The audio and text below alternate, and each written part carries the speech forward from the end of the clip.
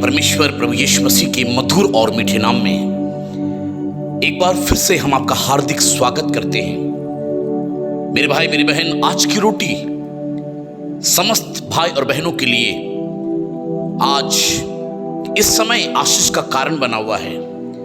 हमारे पास बहुत सारे लोग फोन के माध्यम से हमें धन्यवाद देते हैं और कहते हैं, पास्टर आपके द्वारा जो आज की रोटी भेजी जाती है, मेरा परिवार, मेरा घराना इसके द्वारा आशीषों को प्राप्त कर रहा है, मैं धन्यवाद करता हूं। कोई है जिसकी हथेली पर आपकी तस्वीर खुदी हुई है, कोई है जो कि आपको नाम ले लेकर बुलाया करता है, कोई है जो कि आपके लिए चिंताएं करता है, कोई है जो कि आपके ऊपर स्वर्गदूतों को नियुक्त करता है, कोई है जो कि पिता के सम्मुख आपके लिए विनती किया करता है, कोई है जो कि आपके लिए हर दिन अलग अलग प्रकार की कल्पनाओं को या योजनाओं को आपके लिए तैयार किया करता है। वो और कोई नहीं, हमारा परमेश्वर प्रभु यीशु मसीह है।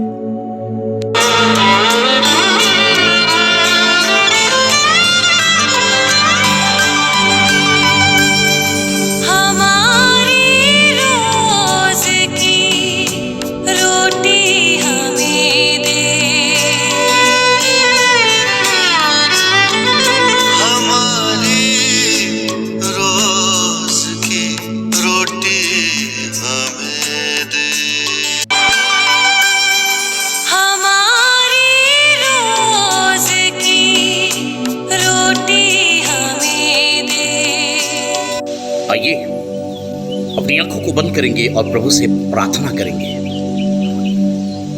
धन्यवाद परमेश्वर प्रभु यीशु मसीह कि आप प्रत्येक दिन अपने वचन के द्वारा हमसे बातचीत कर रहे हैं। हमारी बीमारी, हमारे तमाम प्रकार की कमी और घटी, नाना प्रकार की चिंताएं, नाना प्रकार के दुखों से आप हमें आजाद कर रहे हैं। महान परमेश्वर बंधन तोड़े जा रहे हैं, बीमार चंगे हो रहे हैं। खुदावन ये तू कर रहा है और इसके लिए हम तेरा दिल से धन्यवाद करते हैं।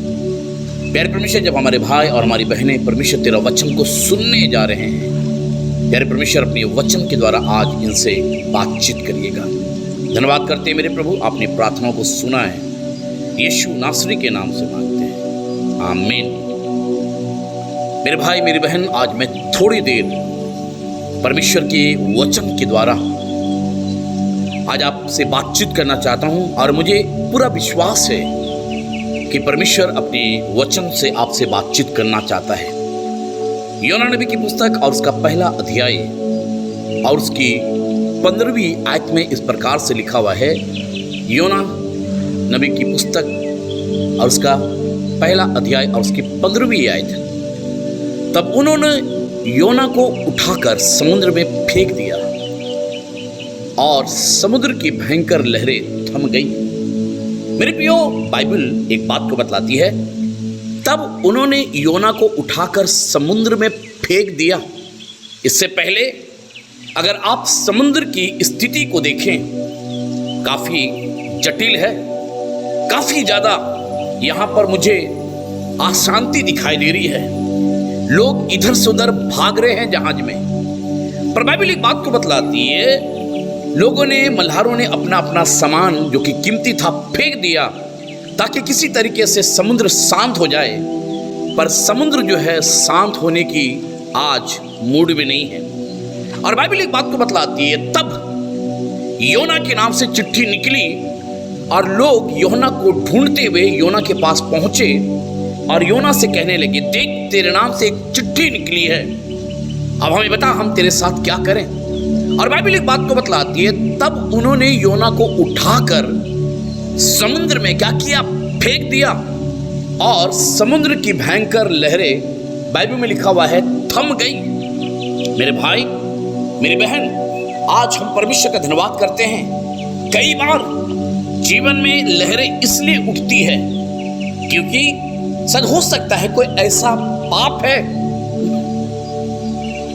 कोई ऐसी गलतियां हैं, कुछ ऐसा गुनाह है जिसके कारण लहरें जो है वो क्या हो रही है, उठती चली जा रही है। पर हम परमेश्वर का धन्यवाद करते हैं मेरे प्रियो, जैसे योना को फेंका गया, लहरें, तूफान सब अपने आप क्या हो गई, शांत हो गई।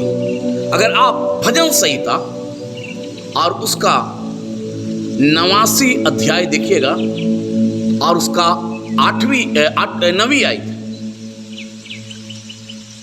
तो कह रहा है यहां पे 89 अध्याय और उसकी 9वीं आयत कह रहा है, समुद्र के गर्भ को तू ही तोड़ता है, जब उसकी तरंगे उठती हैं तब तू उसको शांत कर देता है। क्या कह रहा है? समुद्र के गर्भ को तू ही तो तोड़ता है, और कह रहा है जब उसकी तरंगे उठती हैं तब तू उसको क्या कर देता है, शांत कर देता है।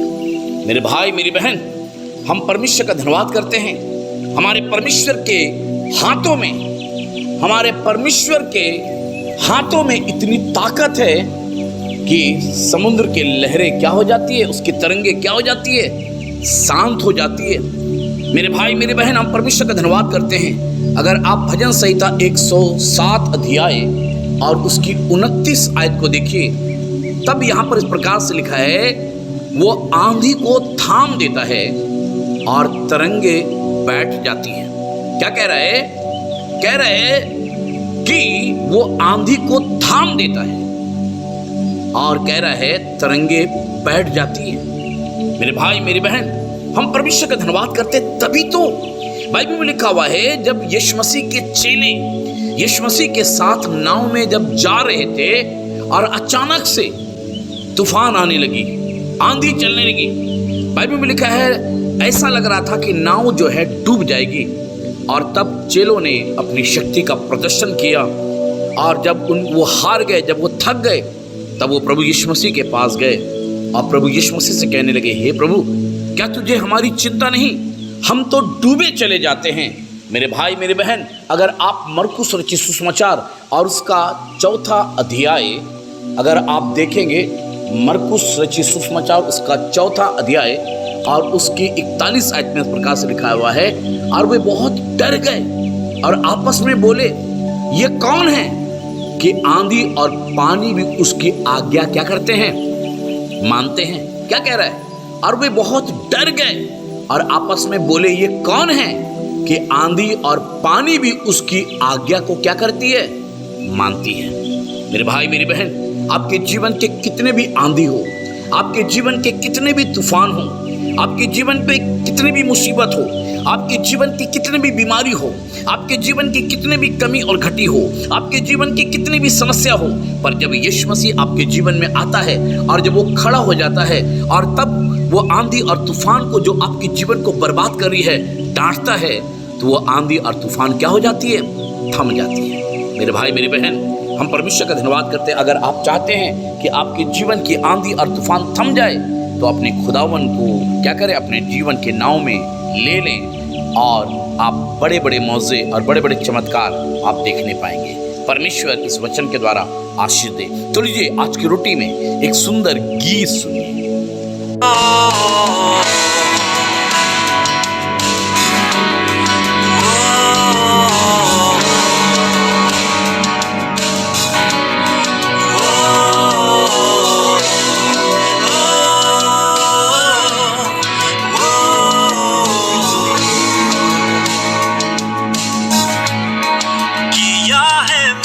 भरोसा यीशुआ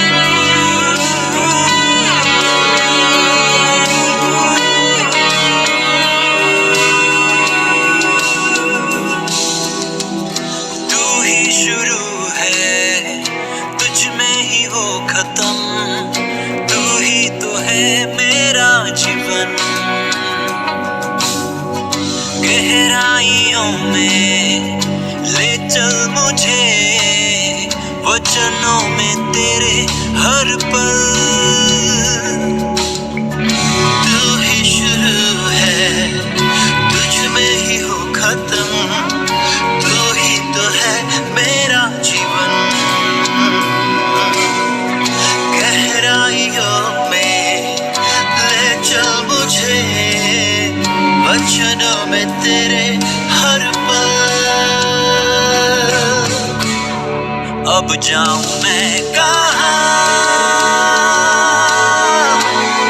तुझे छोड़कर खुदा, तुझसे मिली मुझे। मेरे भाई मेरी बहन, हम परमेश्वर का धन्यवाद करते हैं। परमेश्वर आपको और आपके पूरे परिवार को परमेश्वर खूब आशीष दे। Praise the lord. जय मसीह की जोहार। God bless you. यीशु सहाय। परमेश्वर की महिमा हो। आमीन आमीन आमीन आमीन।